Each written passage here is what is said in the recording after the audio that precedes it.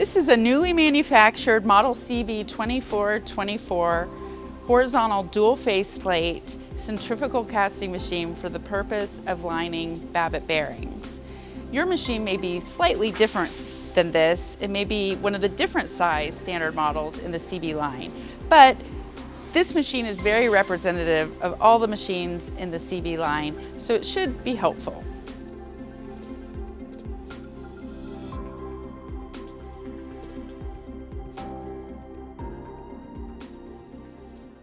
This is a CB2424. The main components of this machine consist of a spinner assembly.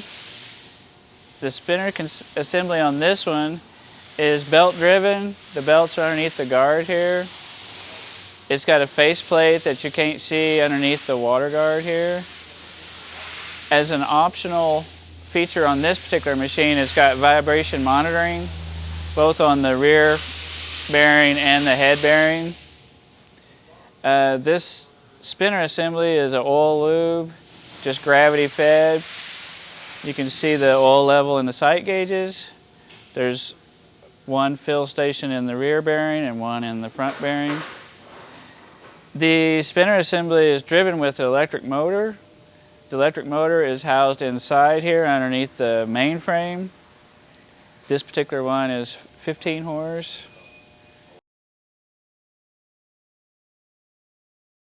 The next major component is the spindle assembly. The spindle assembly houses another bearing assembly that is also gravity oil lubed.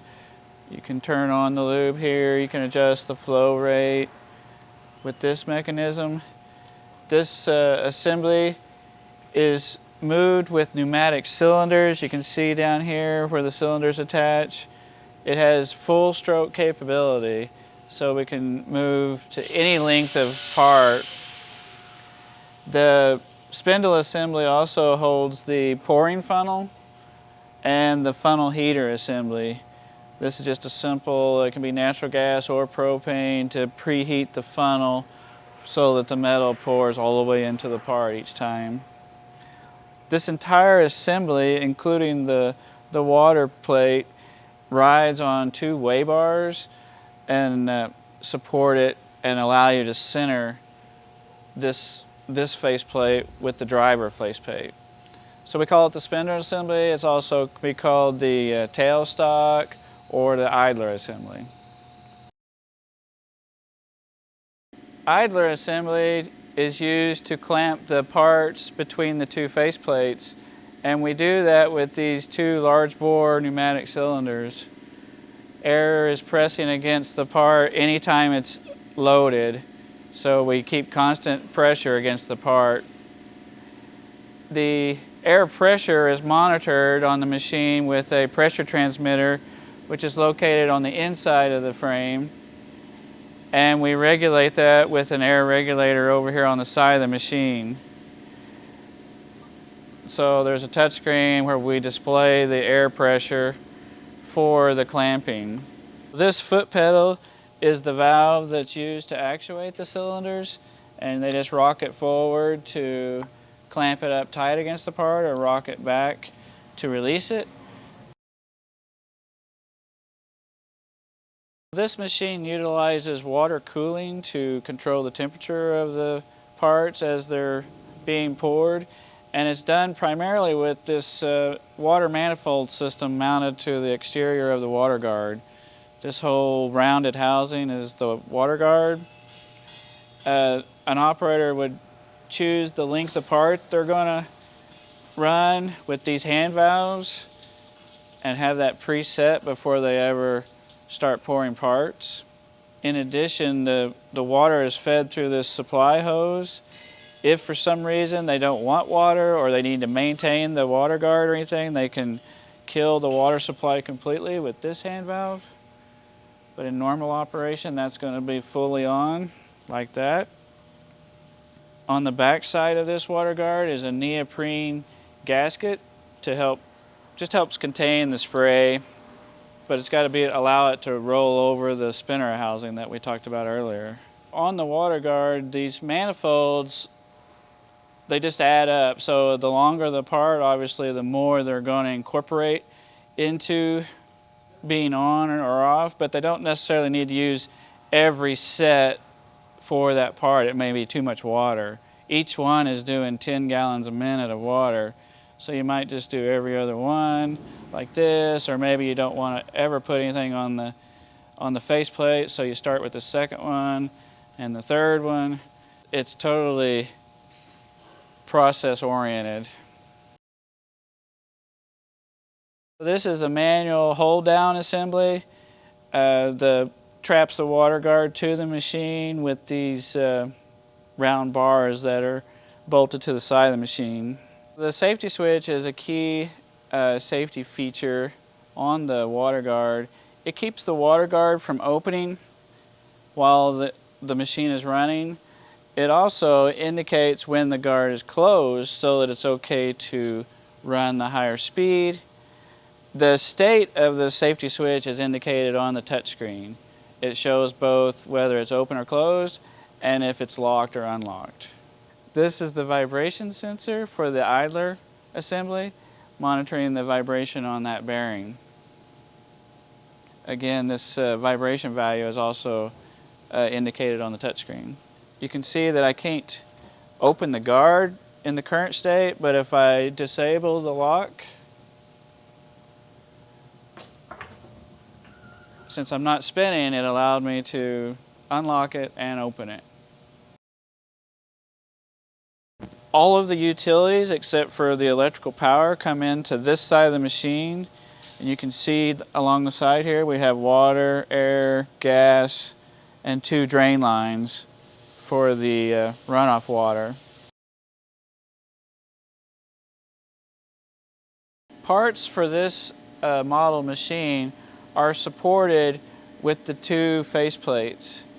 The part is sandwiched under pressure between the 2 plates, but you can't rely on just the air pressure alone to maintain the part position. So we use there's many different designs actually of centering bosses or holding fixtures. These plates can have customized bolt hole patterns. We have a standard hole pattern that we recommend, but it can be supplied in several different configurations. This enclosure here is what we call the MCC, which is the motor control cabinet. It houses the drive or VFD for the motor that spins the parts. It also houses the controller, which in this case is a PLC, for all of the cooling and timing functions of the machine. The electrical power for the machine comes into this cabinet and lands on a circuit breaker as a disconnect point.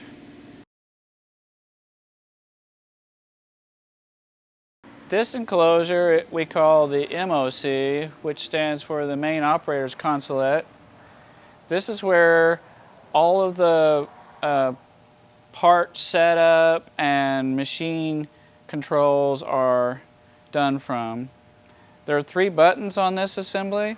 You have the emergency stop, which removes all the control power from the machine. It indicates red when this machine is in operating mode.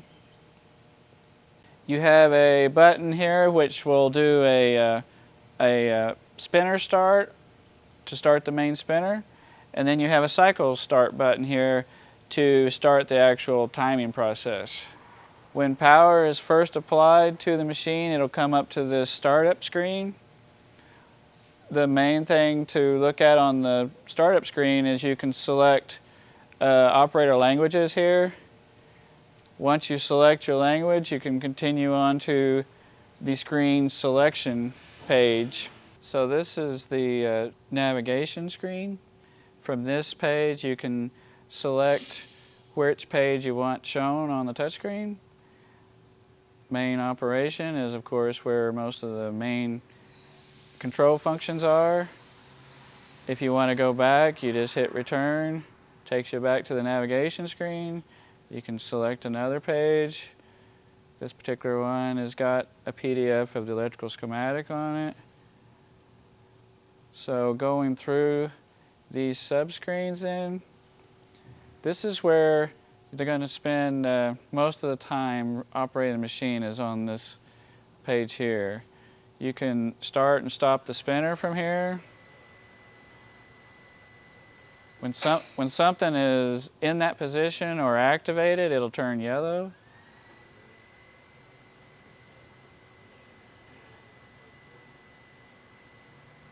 If I want to change the speed, I just go over here, put in, what is it, 200, maybe put 250. It's actually only running the safety speed right now because my guard's not locked. So if I go over here and do that, when I close the guard, this changed state, tells you the guard's closed here, and now our actual speed is ramped up to what our target speed is. These settings are fully dynamic. I can adjust it from the motor speed.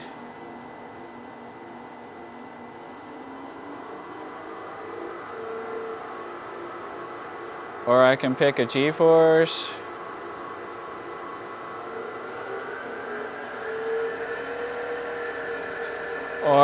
And most people are going to go by the speed they want the part subjected to.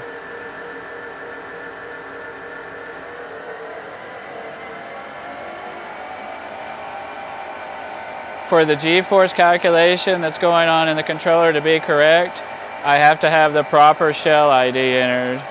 So maybe it's and this is in inches. If it's got a 4 1/4 ID, re-enter the speed, and it's going to recalculate the G-force. Oops. Like so. I talked about the water guard locking and unlocking here. Cooling control, there's 2 modes of cooling or no cooling at all. Right now it wouldn't put water on if they wanted to. The spinner must be spinning before it will apply any water. If I go to manual mode, it turns the water on immediately because we're spinning. I currently have the hand valve off, so I'm getting no flow. And I'm going to get alarms indicating that I have no flow. If I go to auto mode, it's going to turn on the water based on the timer settings. You have a water delay time and a water on time, and these are in seconds. So maybe I just want 18 seconds of water on. Now it'll wait 2 seconds, and then it'll apply water for 18 seconds, and then the water's going to stop automatically. That doesn't start, these timers don't start until you press the cycle start timer. I can press that, you can see the timer start timing. Water came on. No flow again.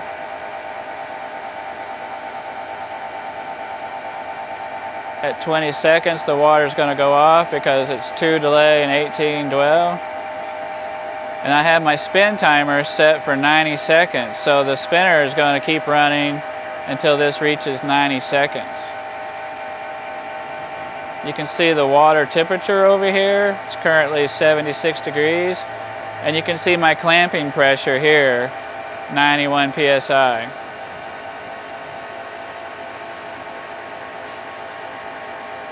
If you decide that you didn't get the right value put into your timer, you can go back to manual mode and it'll start water immediately.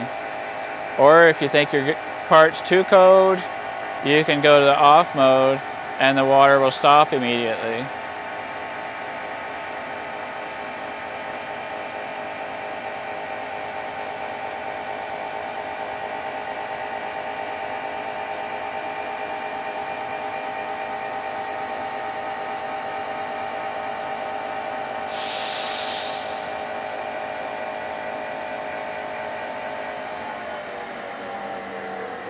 So 90 seconds has elapsed. The spinner is stopped and it's coasting down to a stop here.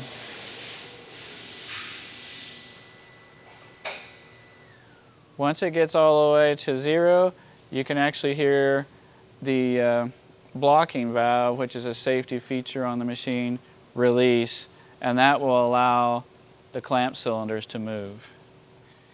We have a diagnostic screen. This is primarily for troubleshooting purposes or machine setup. You can look over here and see which inputs are on or off, which PLC outputs are on or off. You've got a place here to set a safe speed for when the guard's open or the max speed that you want the machine to run at. These are password protected. You have to have administrator rights to change these.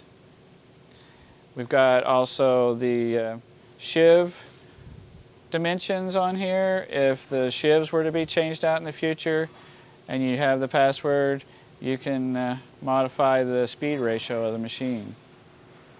This area here is giving you some diagnostics on the variable frequency drive. You can set the X-cell and D-cell time if you are administrator, and you can see how much current is being pulled here by the motor. And if you've got any drive faults, they will indicate here. If you have a drive fault, you can reset it here. These are just status buttons telling you when the drive's ready, when it's active, if it's at speed, which direction the motor's going to go, or if you got a fault. So if I go back here, start the spinner again, go back. Now I can see these things are changing. We're pulling 17 amps.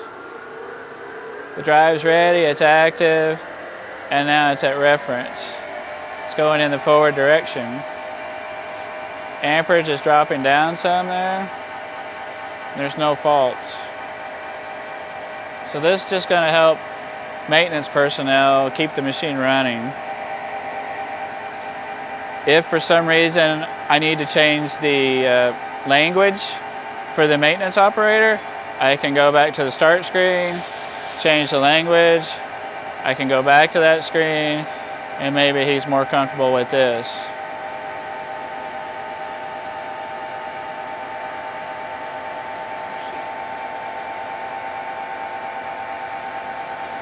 We also have a screen here for monitoring vibration levels.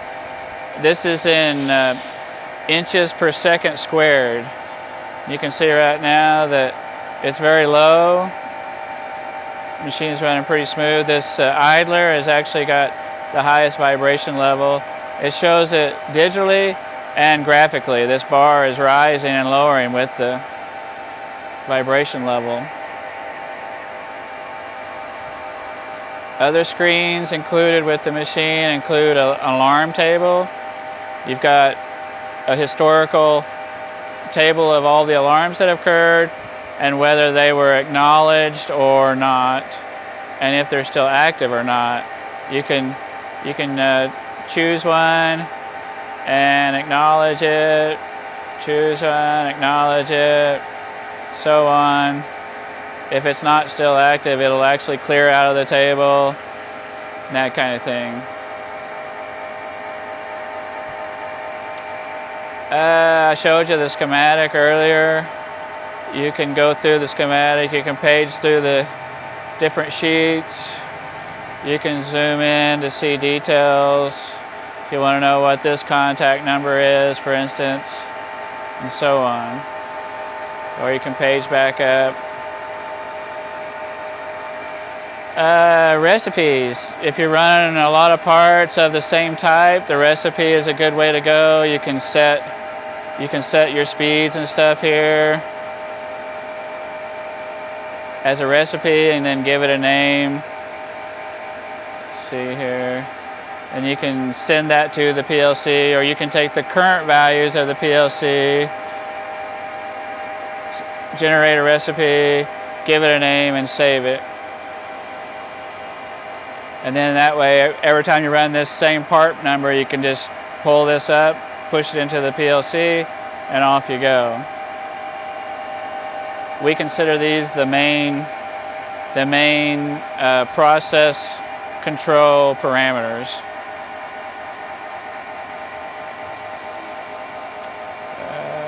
Do I want to save it? No.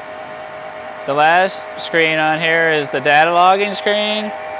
Again, it's logging events that is occurring on the machine, and you can scroll through the historical events. It's going to show when the spinner starts. It's going to show when the E-stop is pressed. It's going to, if you want to log your vibration and spin time, cool time, all your process parameters, you can start the logging. Whoops. And then when you get done, you can stop the logging. It's going to tell you stop.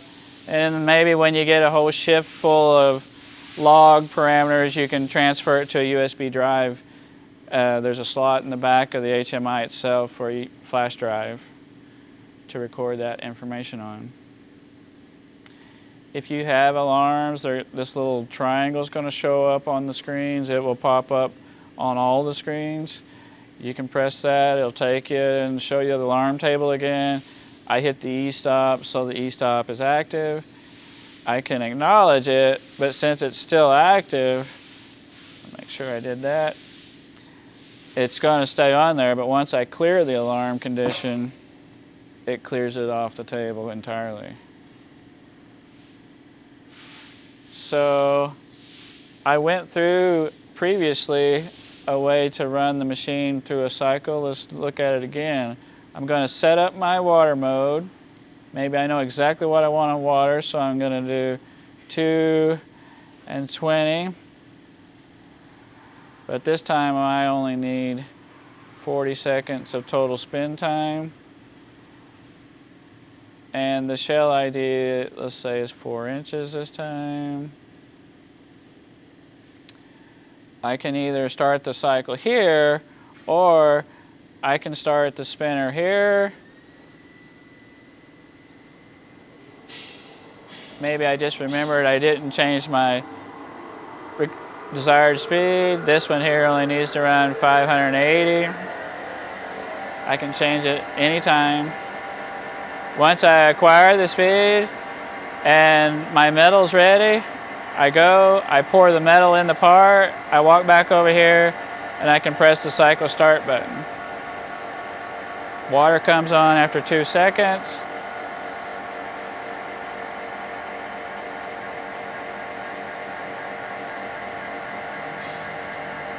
I'm not running water, so I get a low flow alarm.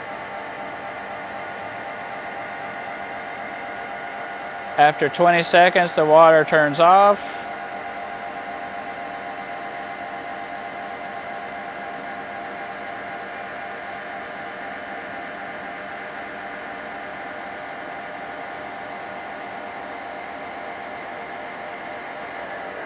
For 40 seconds, the spinner stops, and the cycle is reset.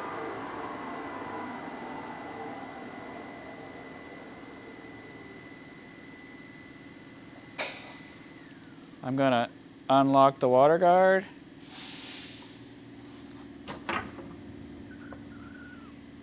Which allows the water guard to be opened. It'll say guard open while it's opened.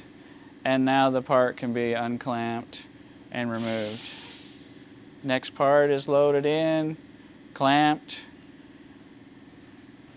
As long as you got the minimal amount of air pressure, which we say is somewhere in the range of 70 psi on this machine, but we don't want to exceed maybe 95 psi, then it will allow the next start of the spinner. If you're below the minimum, it won't let you spin anything but the safe speed, which is currently set to 80 RPM on the motor. That's not what the part's spinning at. Whoops. You can hit cancel on everything if you hit something accidentally.